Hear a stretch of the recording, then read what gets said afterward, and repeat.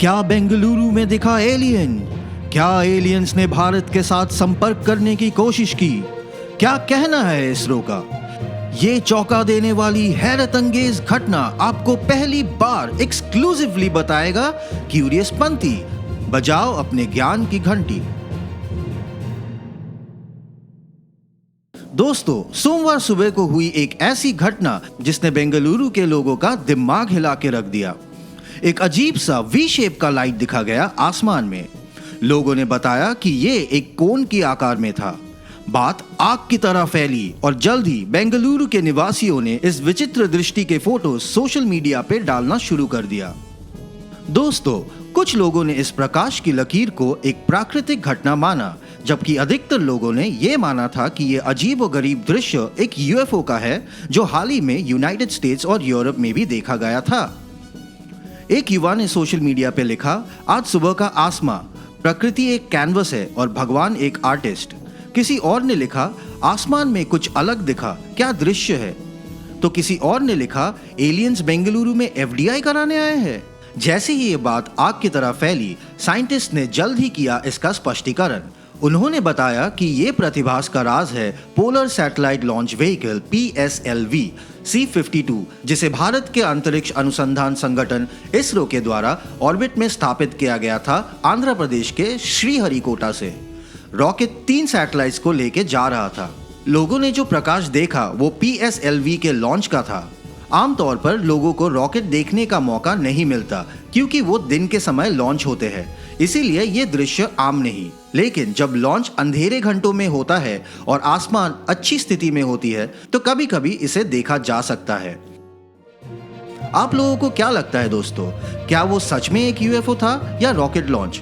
Comments के जरिए हमें जरूर बताइए और सब्सक्राइब करना ना भूले। क्यूरियस पंथी, बजाओ अपने ज्ञान की घंटी। नासा की जेम्स वेब स्पेस टेलीस्कोप अपनी कक्षा यानी L2 पर पहुंच गया है। ये पृथ्वी और सूर्य के गुरुत्वाकर्षण बल के बीच संतुलन का एक क्षेत्र है। टेलीस्कोप के यहाँ पहुंचते ही नासा ने इस टेलीस्कोप के पहले लक्ष्य का खुलासा किया। नासा के इस टेलीस्कोप का पहला लक्ष्य ग्रेट बियर तारामंडल में एक सूर्य जैसा तारा है, लेकिन ये सिर्फ जांचने के लिए है कि मिरर ठीक से संरेखित है या नहीं।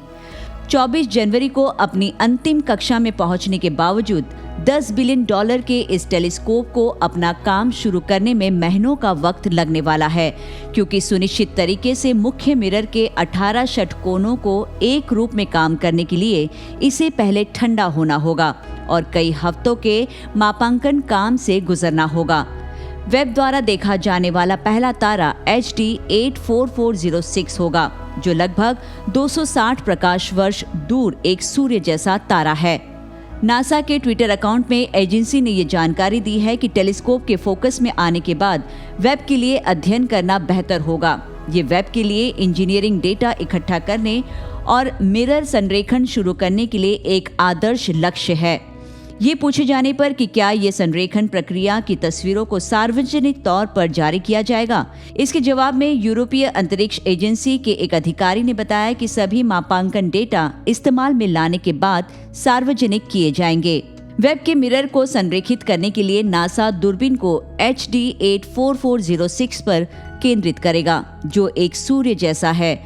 जी की तरह दिखने वाला ये तारा, जो तारामंडल में लगभग 260 प्रकाश वर्ष दूर स्थित है। इंजीनियर हर मिरर का इस्तेमाल करके HD 84406 की 18 अलग अलग फोकस से बाहर की तस्वीरें लेंगे, जिसे देखने के बाद कंप्यूटर ये तय करेगा कि दूरबीन को फोकस में लाने के लिए हर मिरर को किस एंगल में रखा जाना चाहिए। ये साफ नहीं है कि इन अवलोकनों से मिलने वाली इमेज या डेटा किस क्वालिटी की होगी, क्योंकि वे पूरी तरह से इंजीनियरिंग टीम को मिरर संरेखण शुरू करने के लिए डेटा इकट्ठा करने की इजाजत देने के लिए है।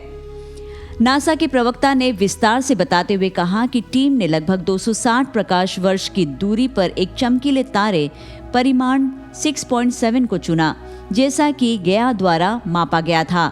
हालांकि ये अभी पहला कदम है। टेलीस्कोप के फोकस में आते ही इसके लिए HD 84406 का अध्ययन करना इतना आसान नहीं होगा, लेकिन अभी के लिए फोटॉन की खोज करने के लिए ये सही लक्ष्य है, एक ऐसी खोज जो हमें दूर के ब्रह्मांड तक ले जाएगी।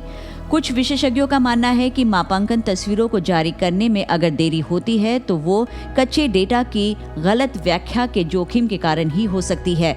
ऐसे में इसे पहले नियोजित विशेषज्ञों की टीम द्वारा देखा जाना महत्वपूर्ण होगा।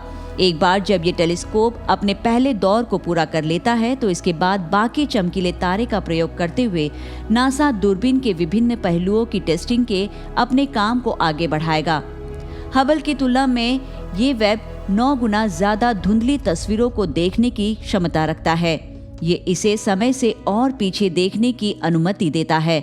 ऐसे में इस टेलीस्कोप से आने वाली पहली तस्वीरों को देखने के लिए वाकई हम सब बेकरार हैं। आपका क्या ख्याल है? देश और दुनिया की ऐसी ही इंफॉर्मेटिव खबरों को जानने के लिए सब्सक्राइब करें हमारे चैनल क्यूरियस पंथी को। बेल आइकन को प्रेस करना ना भूलें।